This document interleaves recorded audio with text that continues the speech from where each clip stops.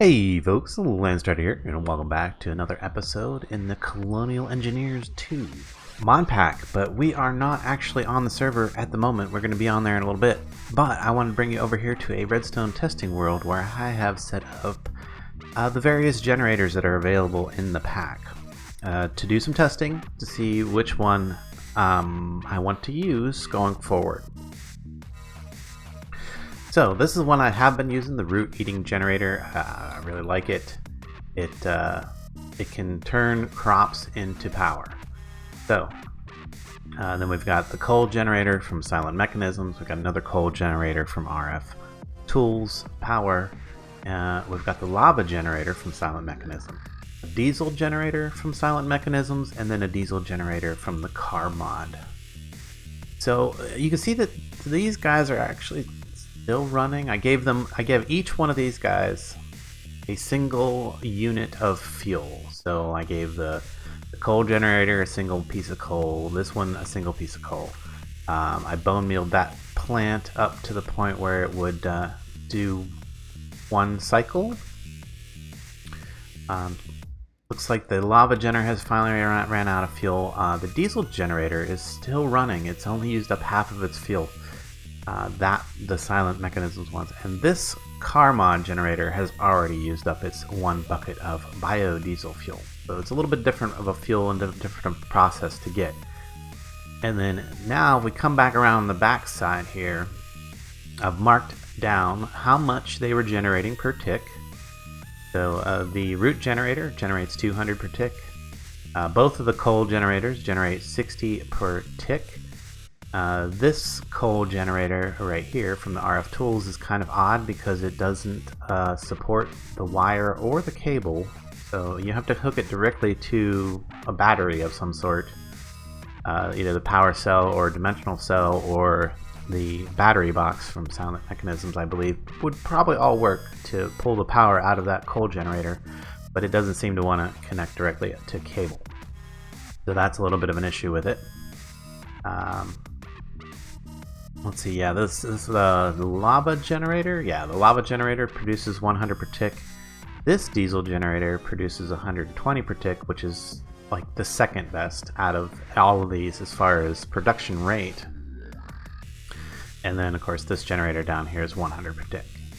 Now, from the one bucket of biodiesel that I put in there, I managed to get 100k of energy out of that. You can see the diesel generator here is still going, and I started this a few moments before I started the video, so it looks like it's going to produce about 1 million RF from one bucket of fuel. I'm gonna think that that's probably where it's gonna stop. Yeah, I'm thinking. And the one bucket of lava in the lava generator produced 500,000 of I'm saying RF, but it's actually FE. Whatever, it's energy. We're just going to go with that. I know most people are already familiar with the term RF. They know what it means. It is FE now, Forge Energy. It's not a matter. It's just an energy unit. Maybe we'll just use EEs, energy or EUs, energy units. Isn't that a throwback to industrial craft? Maybe. Anyway, moving right along. This coal generator produced a total of 36,000 out of one piece of coal. This coal generator, if you was going to use a coal generator, I probably want to go with the Silent Mechanism ones because you do get more out of a single unit. In fact, a little bit, almost twice as much. Maybe twice as much. But yeah, that weird number there is the total. 79,180 units out of a single piece of fuel in that. And then for one seed and a couple of bone meal is what this one would require to get that 40,000 RF per unit of fuel or whatever we want to call it there. So those are the numbers that we're looking at. Oh wow, this one went over 1 million for one single bucket. Now I will say that the reason I have this no upgrade no effect on these signs back here is because these have upgrade slots, but putting any upgrades in them doesn't have any effect on their generation in the current version. So that's in the mod pack. I believe that's something that's going to be coming in future update. We can hope. But I'm trying to decide what would be the most efficient way to power my builder going forward. Now, this guy right here produces the most per tick, which is probably a good, you know, it might be a big consideration for me. Now, if I wanted to use this one, it is the second best, and it produces a lot more energy. There we go, 1.2 million RF out of a single bucket of diesel. And I suppose that's a fair trade, because diesel, without some special modifications to recipes and stuff like that, diesel is going to be a limited resource in your world.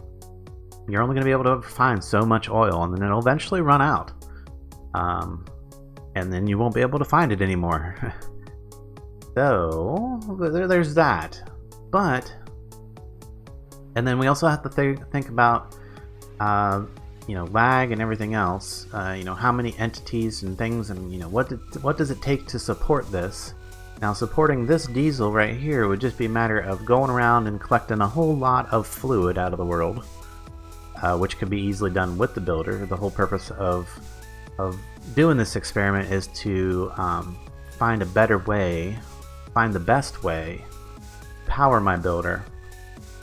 And like I said, this is the method I have been using currently, the rooting generator. There are two other generators that are worth mentioning that I did not set up here because I've already, well, there's the gravity generator, which requires falling blocks, and it's a monster of a lag machine even to have one of these set up and then be near it. It kind of sucks.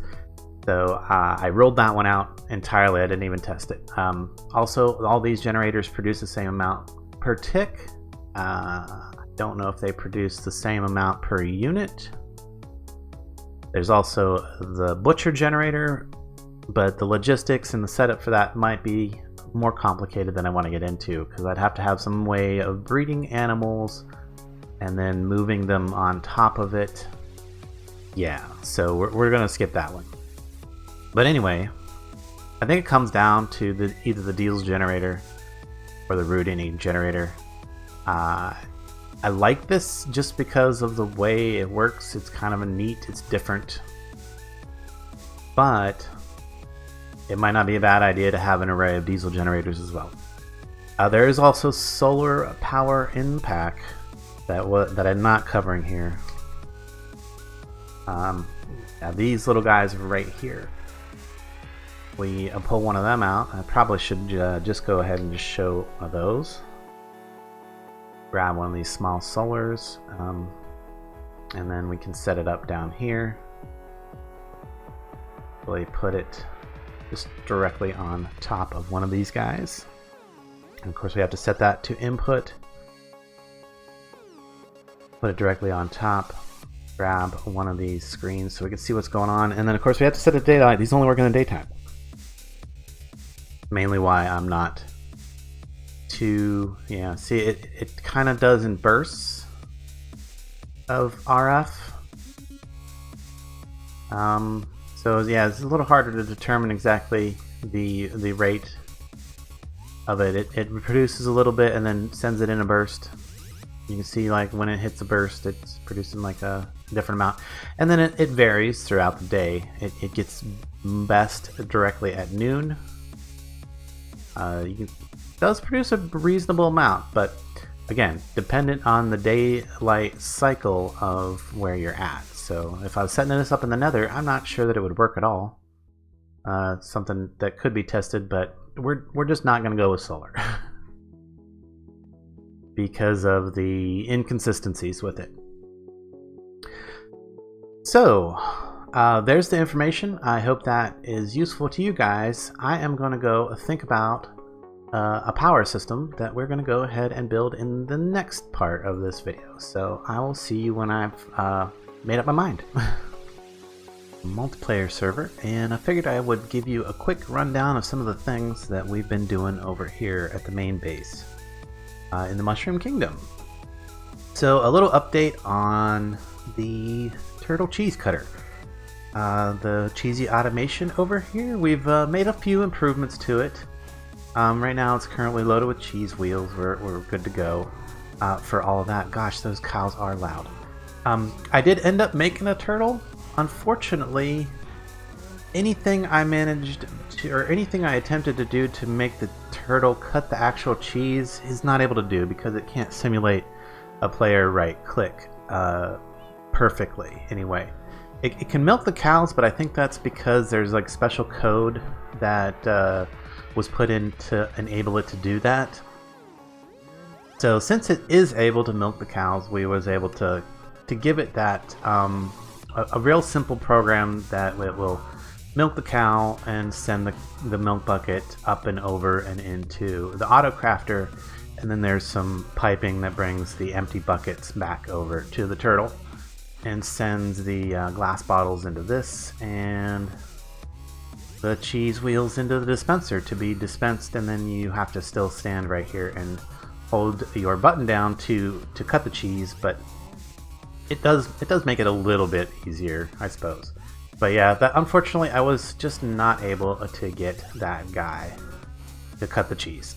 So maybe once some Create is updated and they have the device that allows for simulated player interaction, we'll be able to further automate that. Let's see, what else have we been updated here? Well, the city's expanded quite a bit. Everything's been going pretty well. That over there is an Enderman spawner up there in the sky that Nacht was working on. And then down here, nothing too much has changed in the magic lab and the enchanting lab. We haven't been using this thing too much. So it's turned off right now. We do have the fusion casings, the fusion reactor and fission reactor. I don't know if that was ever discussed, but we do have those now, which allows us to create materials, high tier materials, that then allow us to upgrade things like our danks all the way to dank 7.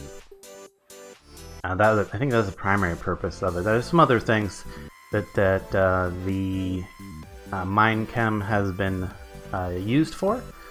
So lithium is now part of the process of making batteries and things like that. So you get lots of lithium by breaking down the salts from the evaporators. You know, those go through and get broke down, and we're storing all that stuff down here, but the main thing that we use a lot of is, I guess, the magnesium and lithium. So those are needed in crafting processes now.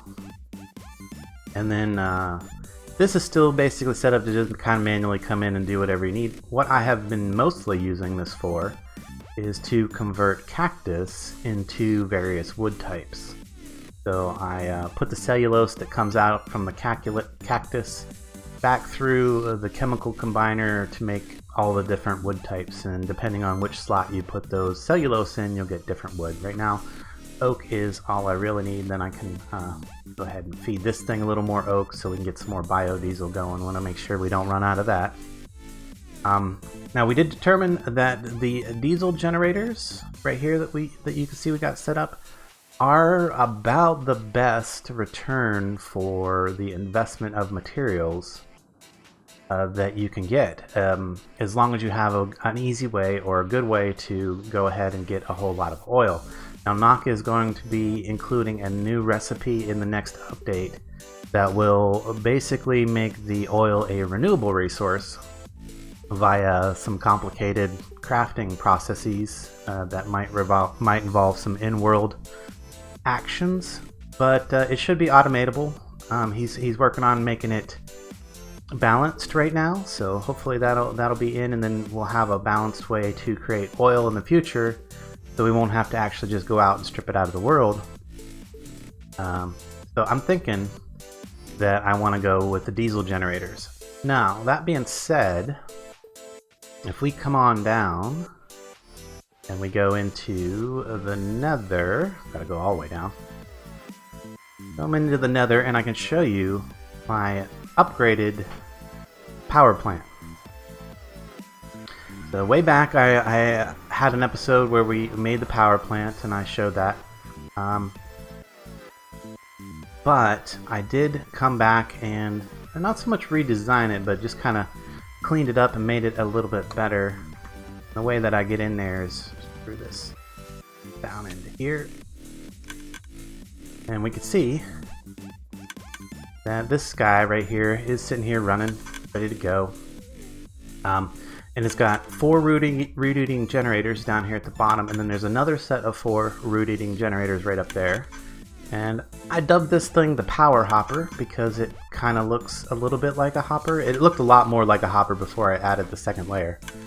Now it kind of looks like 2 stacked hoppers, in my opinion, but I did discover that the tomatoes seem to be about the best crop to use in it.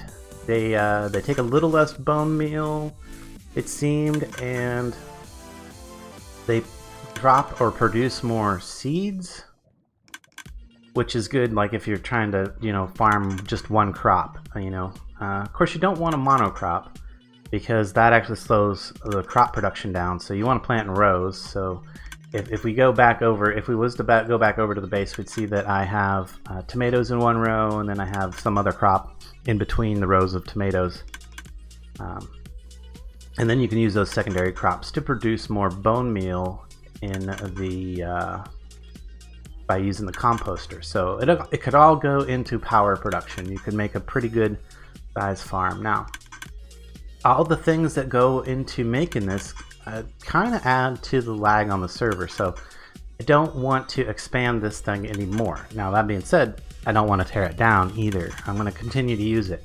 What I do need to do is upgrade the dimensional cells on it to the max tier dimensional cell, and I do believe I have them in here somewhere. Yes, I do.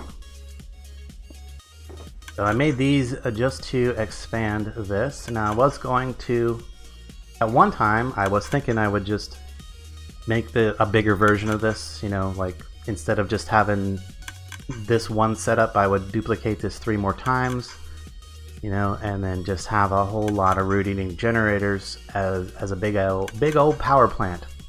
But I think what I'm going to do instead is just leave that one right there the way it is. Continue to feed it bone meal and tomato seeds. And then in the same room here, we are going to set up the diesel generator setup. So got to work out exactly the best way to do that. But I think what's going to be the best way to do that would be to use the builder with the pump card to pump out the oil from under a large area of terrain, and then store that in the fluid storage from refined storage. Somehow managed to filter out the lava and the water, because or prevent the builder from pulling up the lava and the water, because we just want the oil. Store that in a fluid storage cell or block or disk somehow, and then bring it over here, and then we'll have another small little setup where we can plug that disk in, and then it will feed that oil into our production plant, because we'll have to change the oil into diesel, which is going to give us the byproduct of plastic. I mean, it's a couple steps, but it eventually ends up being plastic. So we'll have a bunch more plastic left over that we can use for other crafting processes and stuff. So that'll build up. But the main thing is we're going after that diesel. So, see here if I can show you exactly what we got going on now. This is all just running off of that timer right there, which pulses. And then I've got these observers set up so that they kind of double pulse every time that timer kicks off. And if it's in use, that will keep these generators producing their 200 RF a tick pretty continuously. Now that being said, there's only 4 of these, so 4 times 2. Well, actually, there's 8 of them total because there's 8 up there. 8 times 2, so 1600. The 1,600 RF per tick is all of this is producing, and we want to get that up a lot higher because our builder can use as much as 20,000 RF per tick. So I don't think we're going to get all the way up to 20,000 production, but we want to do that with the diesel generators. So I'm going to, in this room, I'm going to put an array of diesel generators. I'm going to put a setup that is going to convert our oil into the diesel and then store all the plastic that is also the byproduct of that. And then finally, because this is in the nether, it's not really protected, and there are other people starting to join the server and poke around and explore and stuff like that. I'm going to go ahead and throw a force field around all of this when it's done, so that nobody will be able to get into here except for maybe me and Knock. That way, nobody can just come mess with our power system or take any of the blocks or bits, because some of these, especially once I set up the diesel thing, some of these are going to be like, I wouldn't say they are expensive for us, but it would certainly allow somebody to skip quite a lot of tech progression if they came and installed it. So we wanted to kind of protect it a little bit. So we'll clear out an area, we'll set up a force field, and then that will basically prevent anybody from entering into this little room down here when we're all said and done. So I'm going to go ahead and swap these dimensional cells out. Now you always want to take the link out first. That way it doesn't lose that power. That power is going to stay in the network. Out of there. But yeah, once I get that all set up, I'll come back, show you the end result, and then I got a little thing that we want to go and do with our builder to test it out. So yeah, let me get all that set up and we'll be right back.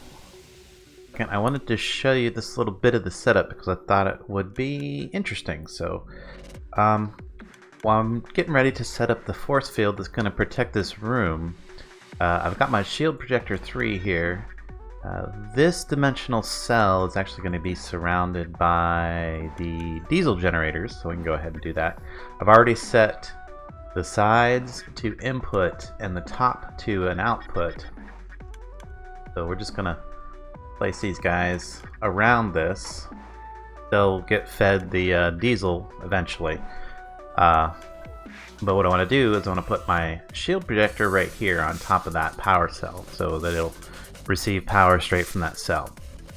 I'm going to eventually put another cell on top of there and another layer of diesel generators, but I want to get this shape card set up first. Now if you're not aware, you can actually click on a builder, but you can't do it on a shield projector. So what I'm going to do is to make it a little easier to program that shape card, I'm actually going to just set a builder down right there for temporary. Click on that. That gives me my first corner. And I want it to go to right there, so I'll put a block there for a second. And then I want the other corner to be up there, that corner right there, yes. Okay, so and then I would click that block. Hopefully I clicked the right block. It's hard to tell. So hard to not break extra blocks with this pickaxe. I regret it just a little bit. Just a little bit. But yeah, I actually need to get rid of that guy too. Hopefully no, it turned into a ghost block. That's the problem with this pick. It makes ghost blocks pretty constantly on the server because it breaks too fast. So the server doesn't register it, I guess, or something. I'm not sure exactly the mechanics of ghost blocks, but I do know I don't like them. they make my day harder.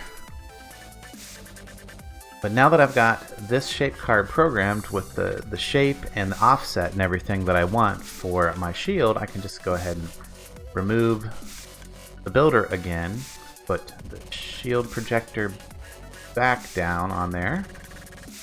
It's already set up to allow me to pass and be solid to everything else, so nothing else should be able to get in here. If I did it right. If I didn't do it right, I might have to rearrange these by moving them up and down, but that's not too big of a deal. Actually, I need to put that in that slot right there, not up there. And the shield color, that all really doesn't matter. But now we can just, I'm going to make sure that if we look in here, redstone mode is off to activate. That is fine. Actually, we want to switch it to ignored because we want it to be on all the time. And then if I click on it with my smart wrench, that should initiate the shield. Something happened. Oh, I'm in. Oh, I know what's up. Oh, that's not good. How do I? Uh-oh. I may have made him a boo-boo. I forgot to set the shape card to hollow. Okay, how do I get to that block? I can't break it now. Oh, I made it bad. But there is actually a way that I can maybe... No. Shoot. Okay. Well, that's interesting. How can I possibly...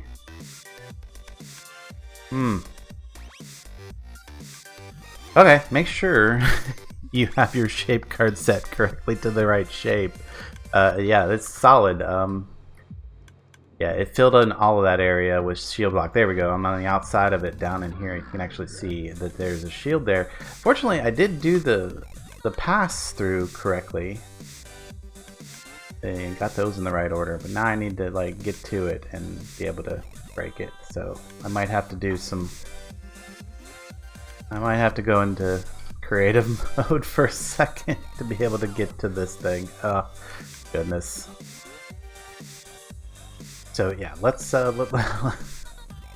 pull our card back out and switch that to hollow. Now we should be good. And put it back in. Turn it back out. There we go. That is the effect I was looking for. Now, yes, all these blocks down here are actually shield blocks. While you're inside of them, you can't really see them, but you can tell you're inside of them when you see that outline. But if you come down here, we can see it. Yeah, it's 100% surrounded by a shield that only I should be able to enter. So nobody else should be able to get into this room now. Yay.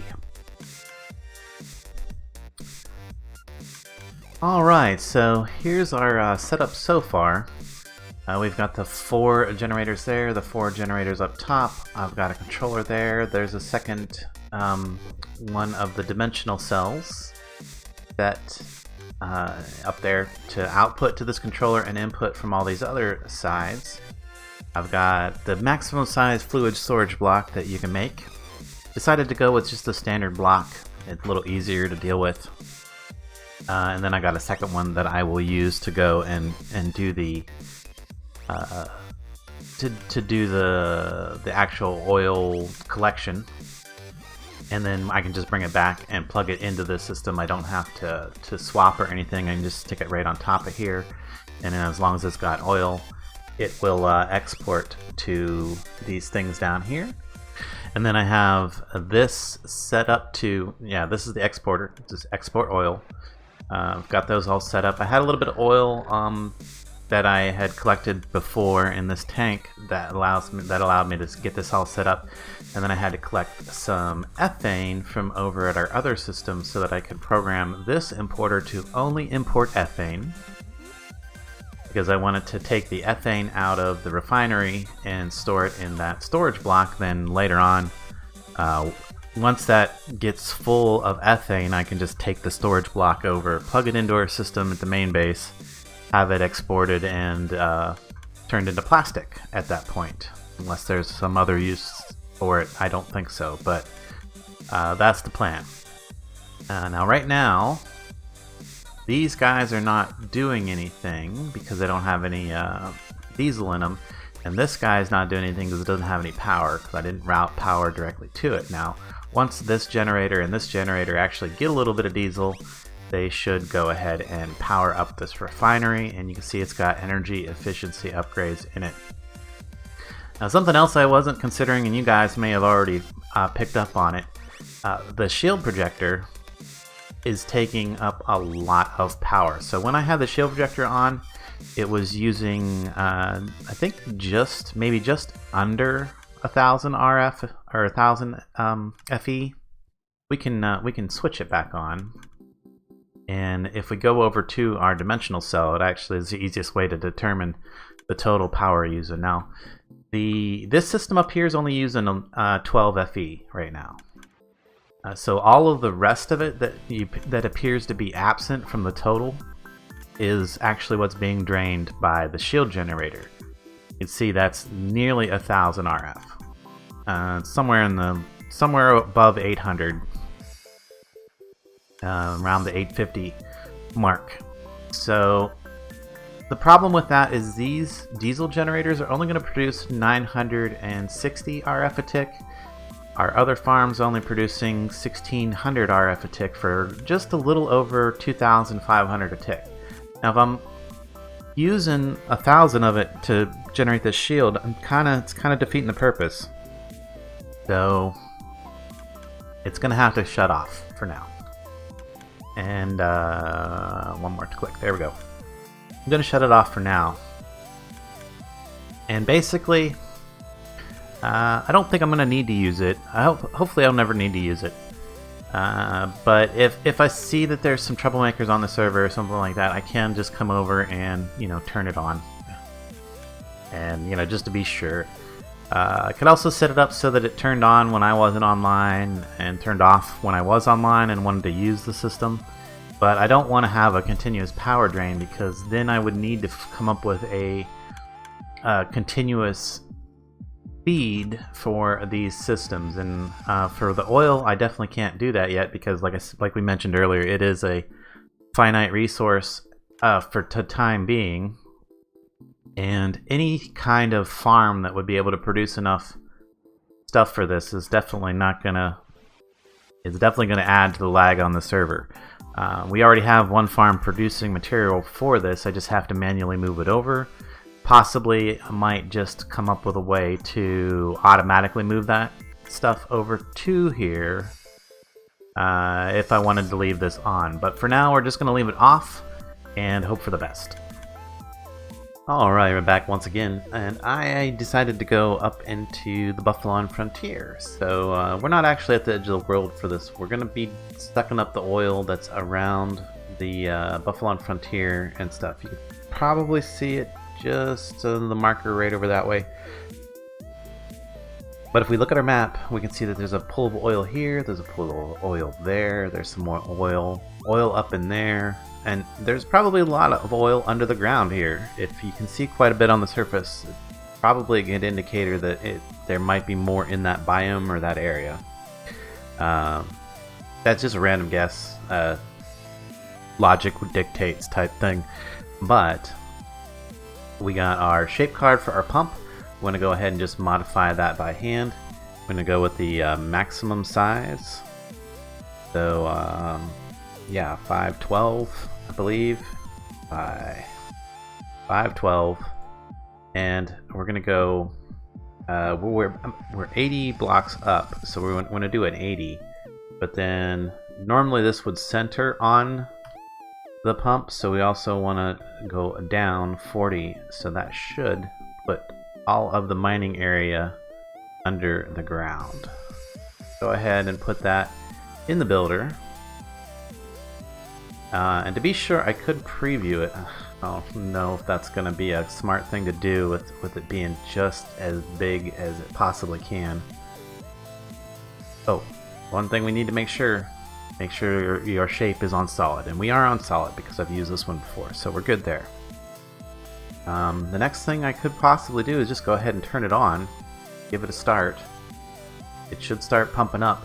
It should pump all of the fluids into this fluid interface, which is connected to our controller here. We're using another 12 FE for this little subsystem, which isn't too bad. I mean, we're still only using like around 25 RF a tick. That's it for our two refined storage systems that are going to be dealing with the fluid. And this one's only going to be active while we're pumping. So fluid grid, just so I can monitor what is in there and how much. And then this fluid storage block, I do believe that those translate directly into millibuckets, so it's like 4,096 buckets of fluid storage that we could possibly get. Now, there's a lot of water in the area. There's going to be water under the ground. There's like a river that runs through here. It might mess this river up. I'm not too concerned about it because it's already been kind of messed up by that city generation over there, and if it turns all that water into dirt, I'm okay with that. The only thing I don't want to do is just fill this thing up entirely with water and not get very much oil. So just in case, I do have the constructor that I can set up to push the water back into the world and then maybe delete it with a piston. So we'll see how that goes. Let's give it a turn on and see what starts to happen. So immediately is working. Is going down to Y level 0. Now it says no room for fluids. So yep, it's pushing water into there, which is a little bit what I anticipated. But if we look over here, yeah, we're filling up with water. Now I don't think there's a way to set this to filter. Let's give it a try just in case. I do have my tank with a little bit of oil in it and a bucket. That hopefully, I think if I put this in here, it's just gonna like take it in. Yeah, it can't take it in because there's water currently in there, but normally that would just put it into that tank and then it would get converted into digital information and stored in here. And yes, I think I am correct in saying that each one of those is one bucket. So somewhere we are removing water from the world, and if we look on our map, I don't even know that it's going to be. We're going to be able to tell where it is because it's going to be like way out on the edge someplace. So the other reason I came to this area is because I figured there would be a little less water if I was in the middle of a landmass. I don't think there's any ocean nearby. I mean, it could be all the way over here someplace. I mean, 512 blocks is a pretty good distance, but kind of sad that we're just getting water right now. Well, I'm gonna let this run for a bit and then I will come back with a little bit of an update. I'm probably gonna go ahead and set up something to start deleting that water out of our system. I'm not sure how else because we'd never use up all that water, I don't think. Alright, one final update before I go make some lava generators and finish up that power room down there. We did finally start encountering a little bit of oil, and it did manage to get that sucked up. One of the things I've done in the past was to use this tank to filter this thing so that thing could only output oil, and then switch it to allowing it to move past the current operation if it wasn't possible. But you do miss quite a lot that way because this thing scans through an oil field so fast, it can basically instantly fill this up and then miss the rest of the oil field because it will, it'll pass it up. So that's one of the reasons I am allowing it to suck up the water and lava, is so that I don't miss any of the oil in the area that I'm targeting. So yeah, now if it doesn't have room to put anything, it'll wait, and then once there's room in the system or in the inner fluid interface, once this clears, this can move on and then get the next bit of fluid. So yeah, now we are getting oil and destroying water, and we're going to save the lava because we're going to be using those lava generators now too. Alright guys, I will, yeah, hopefully I turned that block noise down enough that that piston is not too overpowering in the background. But, yeah, let's meet back up at the power gen here shortly, and I will show you how we're going to finish that up, and what's going to be powering our builder in the future as we do some other crazy stuff with it. Alright folks, we have completed the new power station. So yeah, as you can see behind me, I've got some lava generators, I've got the diesel generators going, and we've got the big old power funnel using the root eaters. So take a quick look at it. You can see these guys are all full of lava.